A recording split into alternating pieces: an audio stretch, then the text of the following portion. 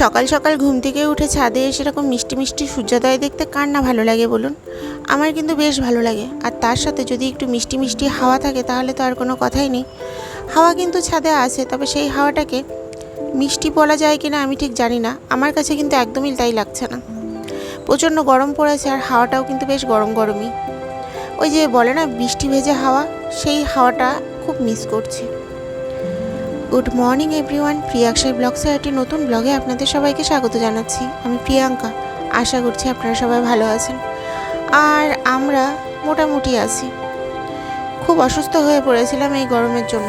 এতটাই অসুস্থ হয়ে পড়েছিলাম যে ভিডিওই বানাতে পারছিলাম না। আর বলতে গেলে এক প্রকারের শয্যাশায়ী ছিলাম। তার মধ্যে পৃথ্বীবাবু তো আছে। পৃথ্বীবাবু যত দিন যাচ্ছে তত দামাল হয়ে উঠছে। ওকে একা হাতে সামলানো সত্যিই সম্ভব হয়ে উঠছে না। আর মায়েরও শরীর খুব একটা ভালো না, যদিও বা মাই এখন সবটা সামলাচ্ছে। জানি না এই গরমটা কবে কমবে। এই যে কিছুদিন আগে ঝড় হলো, তার আগে যে গরমটা পড়েছিল তার থেকেও এখন মনে হচ্ছে গরমটা আরও বেড়েছে। এখন যত দিন যাচ্ছে গরম দিনকে দিন বেড়েই যাচ্ছে। আগের বছর তো গরম যেটা পড়েছিল তার থেকে এই বছর গরমটা অনেকটা বেশি পড়েছে। তারপরেও যে বৃষ্টির সময় বৃষ্টি হবে সেটা একদমই হচ্ছে না। আর বৃষ্টি হলেই বা কতটুকু লাভ হবে জানি না। যেদিনটা বৃষ্টি হবে হয়তো সেই দিনটা একটু ঠান্ডা ঠান্ডা ওয়েদারটা থাকবে। আর এখানকার যে বৃষ্টির সময়টা হয়, আমি এটা আগের বছরে যেটা দেখেছি, বৃষ্টি হলেও খুব একটা যে ওয়েদারটা খুব একটা সুইটেবল হয় তা কিন্তু নয়। বৃষ্টি হলে বরঞ্চ একটা যে ছিচকে গরম যেটাকে বলে সেরকম একটা গরম পড়ে। তো এবার যে কী অবস্থা হবে আমি সত্যিই জানি না। আর এই গাছগুলোতে তুলনামূলক অনেক কম ফুল ফুটছে। আগে তো দেখতাম অনেক বেশি ফুল ফুটতো, আর এখন একদমই ফুল ফুটতে চাইছে না। অবশ্য গাছগুলোর কি দোষ বলুন?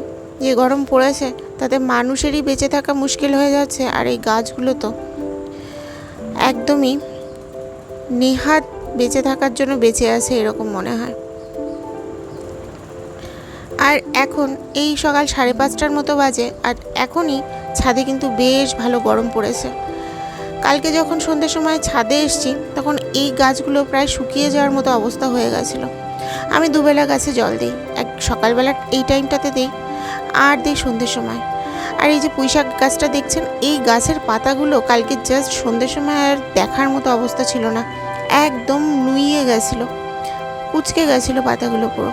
তারপরে যে সন্ধ্যের সময় জলটা দিয়েছি, দেওয়ার পর এখন দেখছি বেশ সতেজ আছে। এখন আবার জল দেবো। তবে সারাদিন তো রোদের একটা তাপ থাকবে, আবার হয়তো দেখা যাবে যে সন্ধ্যের সময় একদম নিতিয়ে গেছে। আর এই যে আজকে আমাদের এই ফুলগুলো ফুটেছে, একদমই কম ফুল ফুটেছে, দেখছেন তো। এই পাশের বাড়ির কাকিমাকে কয়েকটা দিন একদমই ফুল দিতে পারছি না। আমার ঘরে যে ঠাকুর আছে তাদেরই ঠিকঠাক মতো দিতে পারছি না, কাকিমাকে আর কি দেবো।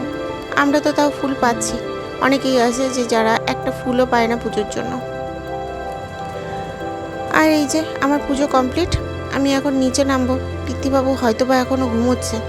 আর যদি ঘুম থেকে উঠে পড়ে, মা আছে, কোনো চাপ নেই। আর এই যে এটা জবা ফুল, পদ্ম ফুল বলে ফেলছিলাম ভুল করে। পদ্ম ফুল গাছে অনেক দিন যাবতই পদ্ম ফুল ফুটছে না, যদিও বা এই সময়টা বেশ ভালো স্থল পদ্ম ফোটে। আর ওই জবা ফুলটা অনেক দিন পরে ফুটেছে। আজকে ওই একটা ফুলই ফুটেছে, ফুলটা অনেকটা ছোট। আর এই যে দেখছেন তো বাইরে কিন্তু বেশ কড়া রোদ উঠেছে।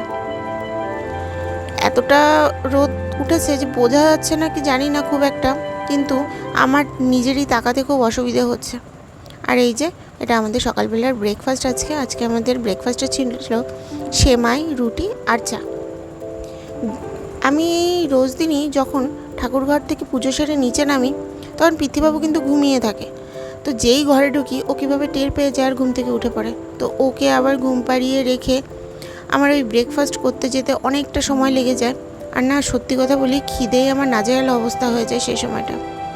আর এই যে এটা আমার দুপুরবেলার লাঞ্চ। আর আজকে আমাদের লাঞ্চে ছিল উচ্ছে দিয়ে মটর ডাল, আর ছিল এটাকে পার্শে মাছ বলে, পার্শে মাছ কাঁচকলা দিয়ে, আর কারকল ভাজা। এই খেলনাগুলো পৃথ্বীবাবুর জন্য কিনেছি কয়েকদিন আগে। আমার একটা বান্ধবী এসেছিল, তো ও দিয়েছে এই ছোট্ট গাড়িটা, যেটা ওই যে লাইট জ্বলছে। আর এই বাকি খেলনাগুলো আমি দিয়েছি ওকে। তো খেলনাগুলো কিন্তু বেশ ভালো লাগছিল, যদিও আরও কিছু কেনার ইচ্ছে ছিল, কিন্তু প্রচণ্ড দাম, সবটা কিনে উঠতে পারি না। যা দেখি তাই তো ভালো লাগে, মনে হয় সবগুলোই ছেলের জন্য নিয়ে আসি, তো সবটা তো কেনা সম্ভব হয়ে ওঠে না। তো একটা ভালো খেলনার দোকান খুঁজছিলাম, তো পেয়েও গেলাম ভাগ্য করে। তো এখন থেকে ভাবছি ওখান থেকেই খেলনাগুলো কিনবো, কিন্তু ওখানে না প্রচণ্ড দাম খেলনাগুলোর। যদিও বা এই খেলনাগুলো কিন্তু অনলাইনে আরও বেশি দাম দেখলাম, তো মনে হলো যে না, ওখান থেকে খেলনাগুলো কেনাটাই হয়তো ঠিক হবে। আর যেহেতু পিতৃবাবুকে নিয়ে আমরা খুব একটা বাইরে বের হই না, খুব একটা কি, এখন একদমই বাইরে বের হওয়া হয় না, তো ঘরের ভেতরে থাকে, তো ওকে একটু খেলনা দিলে না ও ঘরে বসে চুপচাপ খেলতে পারে, এই আর কি। তো যাই হোক, আজকে তাহলে এই পর্যন্তই রাখছি। আমার এই চ্যানেলটিকে আপনারা অবশ্যই সাবস্ক্রাইব করবেন, আর ভিডিওটি ভালো লেগে থাকলে অবশ্যই একটি লাইক করে দেবেন। সবাই ভালো থাকবেন, সুস্থ থাকবেন, আবার কথা হবে আর একটি নতুন ব্লগে। ততক্ষণের জন্য টাটা।